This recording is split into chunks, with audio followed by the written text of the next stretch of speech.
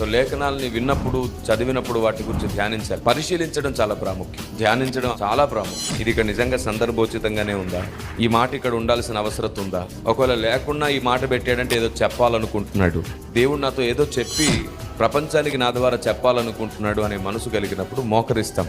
నాకు మొరపెట్టుము, నేను నీకు నిగూఢ, అయ్యా నాకు ఇది అర్థం కావట్లేదని అడగాలి. డైరెక్ట్గా చెప్పొచ్చు, లేదా దేవుడు తన దాసుని ద్వారా బూరలాగా మోగి మాట్లాడొచ్చు. ఏ విధం చేతనైనా నీ ప్రశ్నకు సమాధానం దొరకడం ముఖ్యం. డైరెక్ట్గా దేవుడు నాతోనే మాట్లాడాలనే అభిప్రాయం మంచిదే, కానీ ఆయనకి ఎప్పుడు మాట్లాడాలనిపిస్తే అప్పుడే మాట్లాడతాడని జ్ఞాపకం ఉంచుకోవాలి. అప్పటి వరకు ఆయన ఎలా మాట్లాడితే అలా వింటాను అని అనుకోవాలి. ఇది క్రైస్తవ సమాజం తప్పక గుర్తుంచుకోండి. దేవుడు నాతో మాట్లాడాలి అనే మంచి అభిప్రాయం కోసం మొరపెట్టండి, కానీ ఆయన ఎప్పుడు మాట్లాడాలనుకుంటే అప్పుడే మాట్లాడతాడు. ఈలోపు ఆయన ఎలా మాట్లాడితే అలా వినాలి. అప్పుడే నా గొర్రెలు నా స్వరం వింటారు అనే మాట ఉంటుంది.